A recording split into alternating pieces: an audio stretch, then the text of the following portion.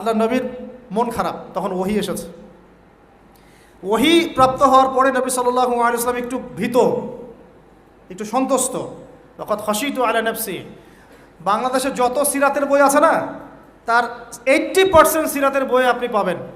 ওই সময় নবী সাল্লাল্লাহু আলাইহি ওয়াসাল্লাম এতটা ভীত সন্তুষ্ট হয়ে গিয়েছিলেন, কয়েকবার তিনি চিন্তা করেছেন যে আমি পাহাড়ের উপর উঠে নিজেকে শেষ করে ফেলবো। এটা নিয়ে তো বিশাল ইস্যু সৃষ্টি করে ফেলছে বাংলাদেশে। হ্যাঁ, আর রাহিকুল মাকতুম বলেন, আর যে কোনো বড় বড় সিরাতের গ্রন্থ বলেন, এটা যদি লিখা না থাকছে আমি বক্তব্য দেওয়া ছেড়ে দেব। বাসায় গিয়ে দেখেন, চেক করেন, রাইটাররা লিখেছেন। এটা আমাদের কথা না।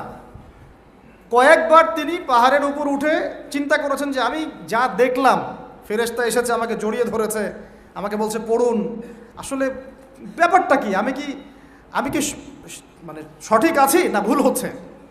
মানসিক একটা পেরেশানির মধ্যে তিনি ছিলেন। তখন কয়েকবার নিজেকে শেষ করে ফেলার চেষ্টাও করেছেন। যখনই তিনি উঠেছেন তখনই জিবরাইল আলাইহিস সালাম সামনে এসেছেন। ইয়া মুহাম্মদ, আপনি পাগল নন, আনতা রাসূলুল্লাহ ওয়া আনা জিবরিল। হে মুহাম্মদ, আপনি পাগল নন, আপনি হচ্ছেন আল্লাহর মনোনীত রাসূল, আর আমি জিবরাইল। আপনি বিচলিত হন না। আরও একদিন আবার জিবরাইল আলাইহিস সালাম হাজির। এভাবে হতে হতে তিনি আশ্বস্ত হলেন যে হ্যাঁ, আসলে যা হচ্ছে সব সঠিক। এটা কি একটা বড় ঘটনা না? এরপরে তিনি বাসায় আছেন, বেশ কয়েকদিন ওহী আসা বন্ধ আছে। আল্লাহ পাক প্রস্তুত করছেন তাকে। কারণ ব্যাক টু ব্যাক ওহী আসতে থাকলে এটা একটা ওয়েট আছে, নেয়ার মতো ক্ষমতাকে তৈরি হতে হয়তো। দ্বিতীয় ওহীটা আসছে, এটা আমি একটু আলোচনায় টাচ করে সামনে যাব। তিনি কম্বল দিয়ে ঘুমিয়ে আছেন, আল্লাহ পাক ওহী পাঠালেন। যখন ওহী পাঠাচ্ছেন, খাদিজা রাদিয়াল্লাহু আনহা দেখছেন যে নবী সাল্লাল্লাহু আলাইহি ওয়াসাল্লাম একটু অস্বাভাবিক আচরণ করছেন। তিনি বলছেন, আপনি শুয়ে পড়েন, রেস্ট নেন। নবীজি বলছেন, আমার এখন রেস্ট নেওয়ার সময় নাই। আল্লাহ পাক আমাকে বলেছেন, ইয়া আইয়ুহাল মুদ্দাসসির, হে কম্বল আবৃত রাসূল, কুম, উঠে দাঁড়ান, ফাংজির, মানুষকে সতর্ক করেন। তো কুম ফাংজির অর্থ মানে এই না যে বিছান থেকে উঠে মাটিতে দাঁড়ান।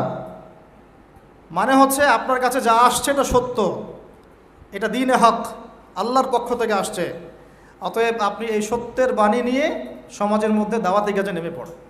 ফাংজির, মানুষকে সতর্ক করেন। ও রব্বাকা ফাকাব্বির, আপনার রবের তাকবীর পাঠ করেন। ও সিয়াবাকা ফাতাহহির, আপনার কাপড় পরিচ্ছন্ন রাখেন।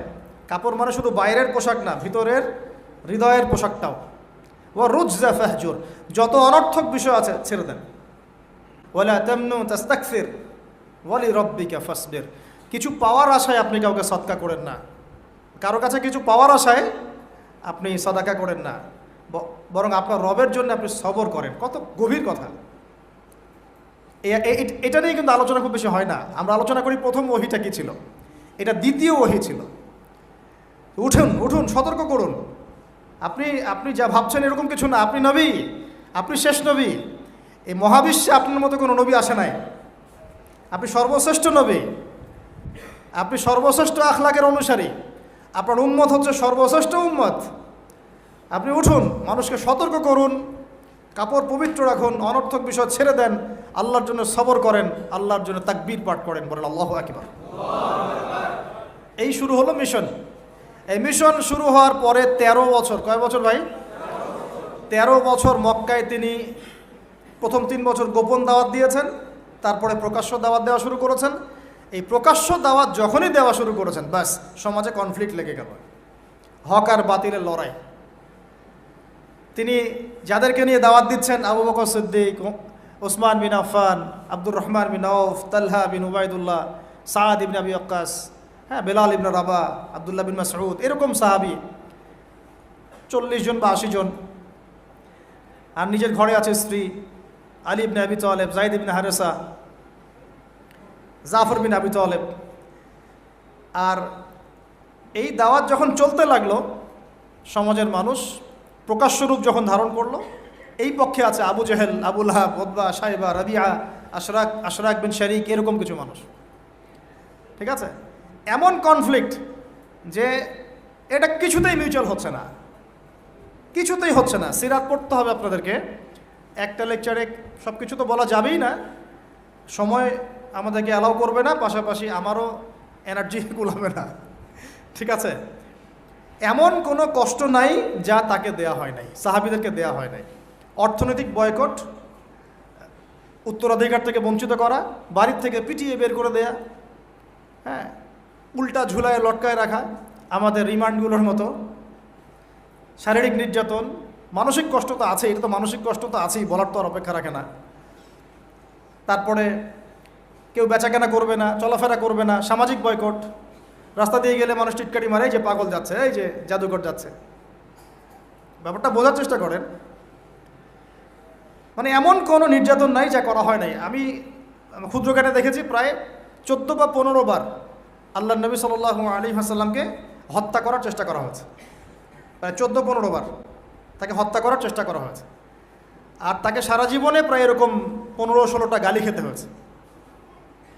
সারা জীবনে কাকে খেতে হয়েছে? যে মানুষের আগেও কোনো গুনাহ নাই, পরেও কোনো গুনাহ নাই, যিনি সব কষ্ট করছেন শুধু উম্মতের জন্যে।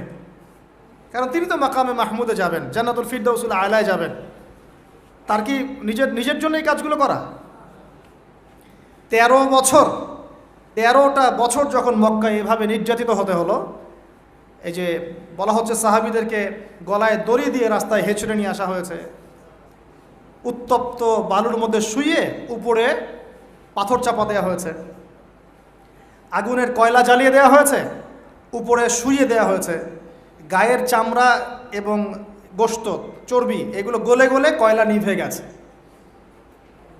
আমরা কি একটু ইমাজিন করতে পারি কিনা? কিছুটা আঁচ করতে পারেন কি আসলে কি হয়েছিল 1400 বছর আগে? এগুলোই হয়েছে। এগুলো ইসলামের চিরায়ত সুন্নত। হকপন্থীদের উপর এগুলো আসবেই। যদি না আসে ওয়াল্লাহি আপনি হকপন্থী না, ওয়াল্লাহি আপনি হকপন্থী না।